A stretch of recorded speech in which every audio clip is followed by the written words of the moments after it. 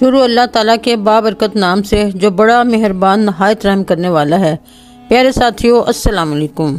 پیارے دوستو، آج کی اس ویڈیو میں ہم حضرت ادریس علیہ السلام اور موت کے فرشتے کا ایک عجیب و غریب واقعہ آپ کو بتائیں گے۔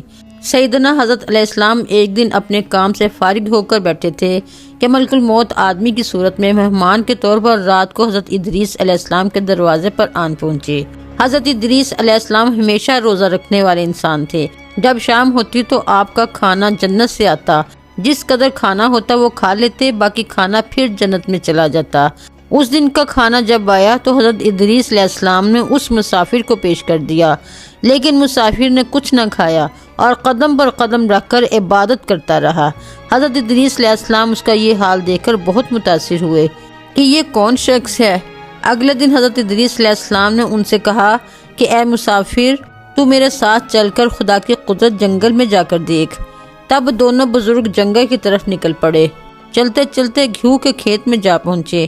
موت کے فرشتے نے کہا کہ چلو چند گوشے گھیو کے لے کر دونوں کھاتے ہیں۔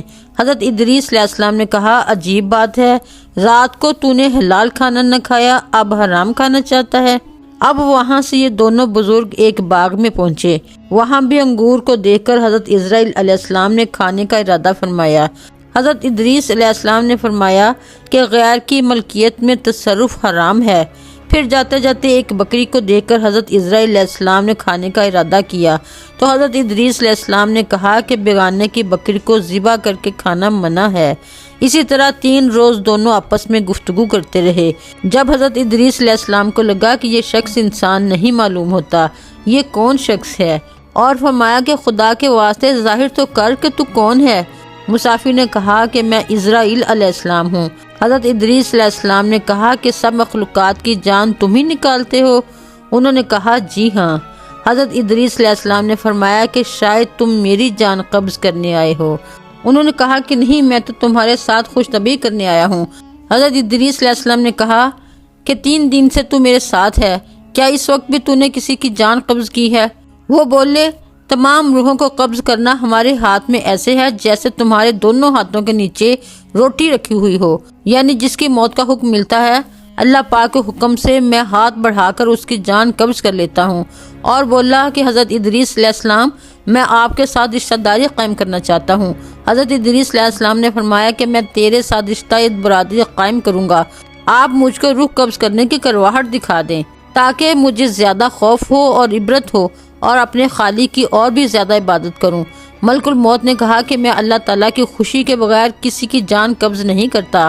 حضرت ادریس علیہ السلام نے خدا تعالیٰ کی بارگاہ میں عرض کی اور پھر جان قبض کرنے کے حکم پر جان قبض کر لی گئی۔ پھر موت کے فرشتے نے اللہ تعالیٰ کی بارگاہ میں دعا مانگی تو اللہ تعالیٰ نے ان کو زندہ کر دیا۔ حضرت ادریس علیہ السلام نے ملک الموت کو اپنی گود میں لے لیا اور دونوں نے آپس میں رشتہ برادری قائم کر لی۔ پھر موت کے فرشتے نے ان سے پوچھا کہ اے ادریس علیہ السلام، جان نکلنے کی تلخی کیسی تھی؟ وہ بولے، جیسے کسی زندہ جانور کی کھال سر سے پاؤں تک اتاری جاتی ہے۔ تو موت کے فرشتے نے کہا کہ اے بھائی، قسم ہے رب العالمین کی، جیسے میں نے تیرے ساتھ احسان کیا اور جتنی احسانی میں نے تیرے ساتھ کی ایسا میں نے کسی کے ساتھ بھی نہیں کیا۔ حضرت ادریس علیہ السلام نے فرمایا، اے بھائی، مجھے دوزخ کے دروازے تک لے چل تاکہ اسے دیکھ کر مجھے خوف الہی زیادہ ہو، تاکہ میں زیادہ عبادت اور بندگی کروں۔ تب موت کے فرشتے نے انہیں اللہ کے حکم سے دوزخ دکھائی۔ حضرت ادریس علیہ السلام بولے، بھائی مجھے جنت دیکھنے کی آرزو ہے، دیکھ کر خوشی حاصل کروں اور عبادت زیادہ سے زیادہ کروں۔ موت کے فرشتے حضرت اسرائیل علیہ السلام ان کو جنت کے دروازے پر لے گئے۔ پھر انہوں نے جنت کے مناظر اپنی آنکھوں سے دیکھے۔ پھر کہنے لگے، اے بھائی، میں جان کی تلخی سہ چکا ہوں۔ پھر دوزخ بھی دیکھی اور میرا جگر پیاس کے مارے جل رہا ہے، اجازت ہو تو بہشت میں جا کر ایک پیالہ جام پی لوں؟ تو انہوں نے کہا، ہاں، اگر تم واپس آنے کا وعدہ کرو تو۔ شاید پیاس کی وجہ سے حضرت ادریس علیہ السلام نے واپس آنے کا وعدہ کر لیا اور اللہ تعالیٰ کے حکم پر اپنی جوتیاں درخت توبہ کے نیچے چھوڑ کر بہشت میں داخل ہو گئے، کیونکہ باہر آنے کا وعدہ کیا تھا اور نالین کو بھی درخت کے نیچے چھوڑ آئے تھے۔ کچھ دیر بعد موت کے فرشتے نے ان کو آواز دی، اے بھائی، دیر مت کرو۔ جواب میں حضرت ادریس علیہ السلام نے فرمایا، اے مہربان، اللہ تعالیٰ فرماتا ہے ہر نفس کو موت کا مزہ چکھنا ہے، اب تو میں نے موت کا مزہ چکھ لیا ہے اور میں دوزخ بھی دیکھ چکا ہوں، اور یہ بھی اللہ عز و جل فرماتا ہے ان کو وہاں کوئی تکلیف نہ پہنچے گی اور نہ ہی ان کو وہاں سے نکالا جائے گا، یعنی جنت میں جو گیا اس کو واپس نہ نکالا جائے گا۔ اے بھائی، اب میں ہرگز نہیں آؤں گا۔ بارگاہ الہی سے آواز آئی، اے اسرائیل علیہ السلام، تو حضرت ادریس علیہ السلام کو چھوڑ کر چلا جا، میں نے اس کی تقدیر میں یہی لکھا تھا۔ حضرت ادریس علیہ السلام موت کا مزہ چکھ کر اور دوزخ کو بھی دیکھ کر جنت میں جا رہے تھے۔ تب حضرت اسرائیل علیہ السلام بولے، ہر نبی پر جنت حرام ہے جب تک کہ جنت میں ختم الانبیاء حضرت محمد مصطفیٰ صلی اللہ تعالی علیہ وآلہ وسلم داخل نہ ہوں۔ پھر آواز آئی، اسرائیل، میں بہشت کو دریغ نہیں رکھتا، لیکن پہلے محمد صلی اللہ علیہ وآلہ وسلم داخل ہوں گے، ان کے بعد ان کی امت داخل ہوگی۔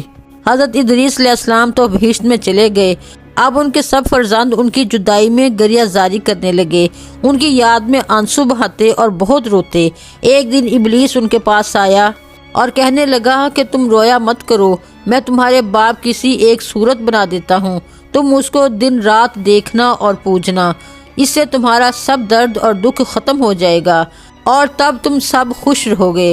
تبھی ابلیس نے ایک ایسی صورت بنائی کہ حضرت ادریس علیہ السلام کی شکل اور اس مورتی میں کوئی فرق نہ تھا، اور وہ لوگ اس صورت کو پوجا کرتے تھے، یہاں تک کہ دھیرے دھیرے بت پوجنے کا رواج پوری دنیا میں پھیل گیا۔ پورب سے لے کر پچھم تک یہ رواج جاری رہا۔ کوئی آدمی اللہ تبارک و تعالیٰ کو نہ جانتا، نہ کسی کے پاس علم تھا اور نہ ہی اچھا عمل۔ بعد میں اللہ تعالیٰ نے حضرت نوح علیہ السلام کو پیغمبر بنا کر بھیجا تاکہ ان کو ہدایت کی راہ بتائیں۔ آخر میں اللہ رب العزت سے دعا ہے کہ اللہ تعالیٰ ہمیں نیک اعمال کرنے اور برائی سے بچنے کی توفیق عطا فرمائے۔ آمین یا رب العالمین۔